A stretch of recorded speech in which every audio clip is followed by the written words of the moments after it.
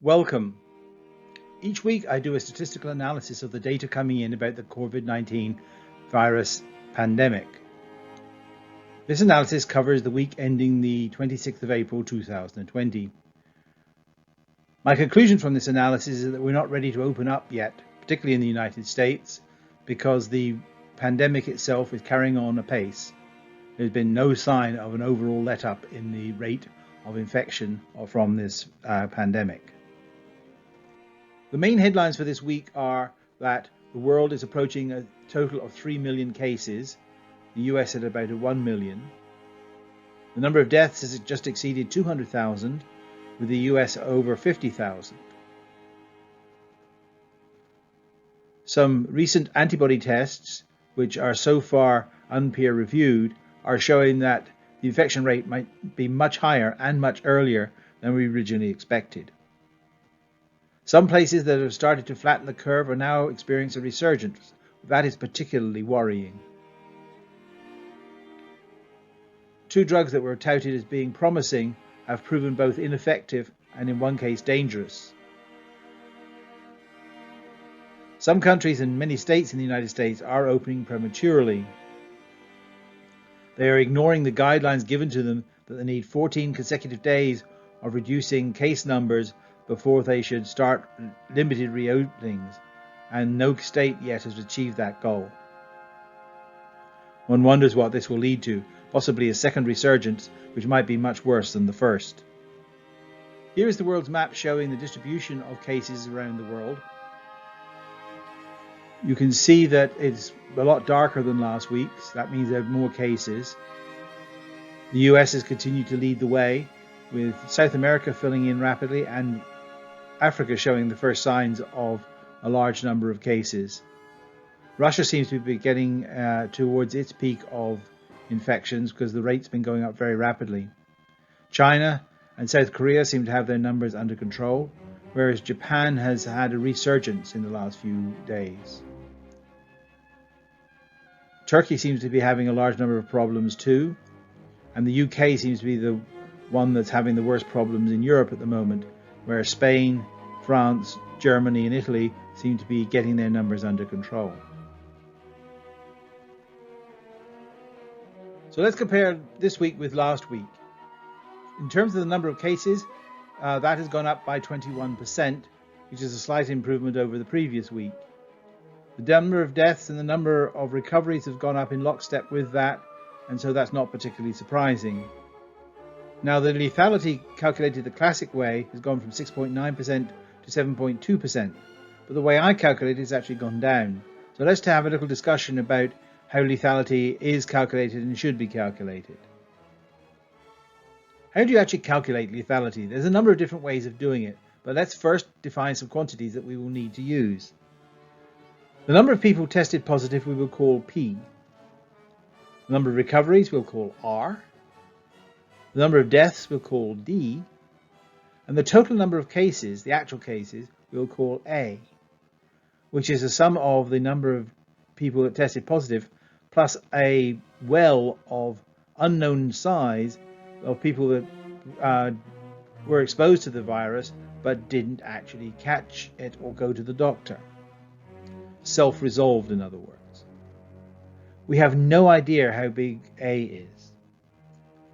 And often people are imagining huge numbers for A to make the lethality of the COVID virus seem smaller. And other people are ignoring it entirely to make it look larger. Well, let's ignore both of those and see what we can do. So the true lethality is the number of deaths divided by the actual number of cases. But as I say, we don't have a handle on A, so that quantity will not be discovered for many years after this is all over, so we don't know it yet. The normal lethality that is calculated is the number of deaths divided by the number of positive cases. So that's D divided by P.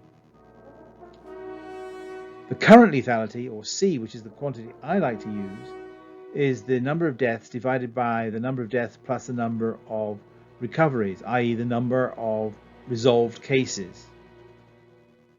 So let's take these definitions and compare the flu and COVID-19 and see which one is really the most lethal. In order to look at the comparative lethality of the flu and COVID-19, for simplicity's sake, I'm going to combine the two different types of flu, A and B, into one group. So let's consider the flu first. The total number of cases each year is between 39 and 56 million. The number that tests positive in doctor's visits is between 80 and 26 million. The number of dead is between 24 and 36,000.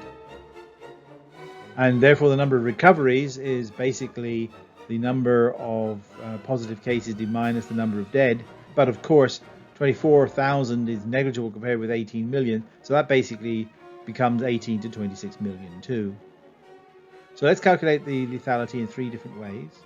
There's the total lethality, which is the number we really want. That's 0.04 to 0.09%. The standard way of calculating the lethality, which is the number of deaths divided by the number of positive cases, is between 0.09 and 0.2%, which averages out at about what we hear for flu's lethality, which is about 0.15%. Lastly, the way I like to calculate it will, in the final analysis, reduce to the same value as the normal way. It's only when the outbreak is in progress that these two numbers will be different. Let's look at COVID-19 then. First problem is that we don't know what the total number of cases is. We don't have universal testing, we don't have universal antibody tests, and so we have no idea and won't have any idea what that number is for many years to come, if ever.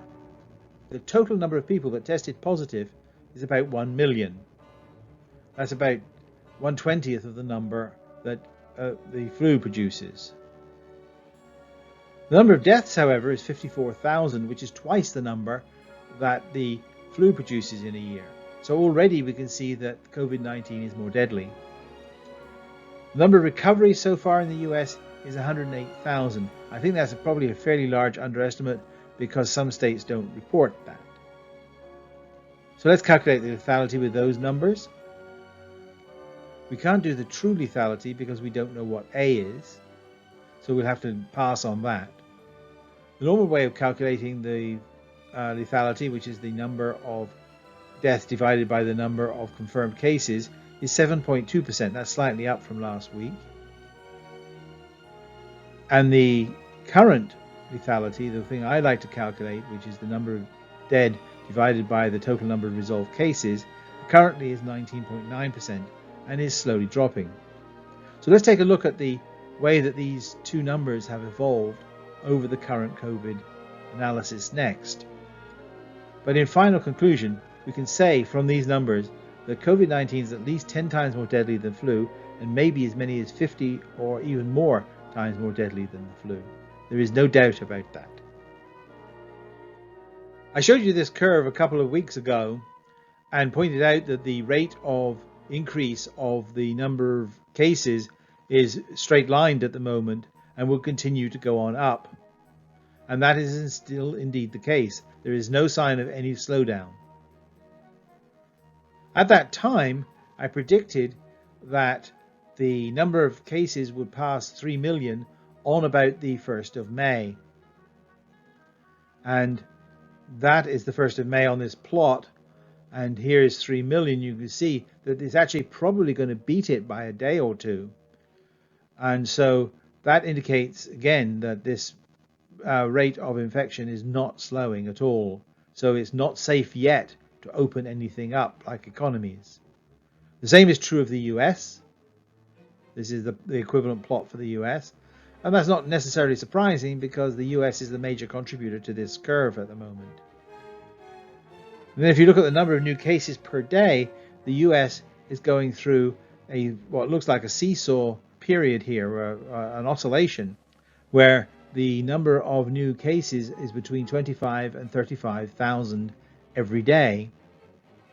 Until that curve starts to come down quite significantly, it is not safe to go out and open up the economy yet. The search for a drug to help treat patients that get this disease has had a couple of setbacks in this last week. Remdesivir and chloroquine have proved both ineffective and harmful, respectively. Another crazy suggestion of drinking disinfectant has turned out to be potentially fatal. And the large doses of UV that was suggested can also give you skin cancer. So all of these miracle cures do not seem to be working as yet. Let's wait for the doctors to come up with something that they can recommend as being both safe and effective. In the category of a cautionary tale, a Virginia bishop died this last week. He was Bishop Gerald Glenn, pastor of the New Deliverance Evangelical Church in Virginia, and he died of COVID-19. He defied social distancing regulations from Virginia's government and held mass meetings at his church. He had been proclaiming that God is bigger than COVID. Now his wife is sick too. The warnings from the scientists are serious. Please heed them. A thought for the week. A good rule of thumb. Stay at home until there is an effective and safe vaccine. Unfortunately, that might take several years. Or until your area has had no new COVID cases for 14 days. Going against these sorts of guidelines is risking your own life and those of your family around you. So please stay safe, and until next time, goodbye.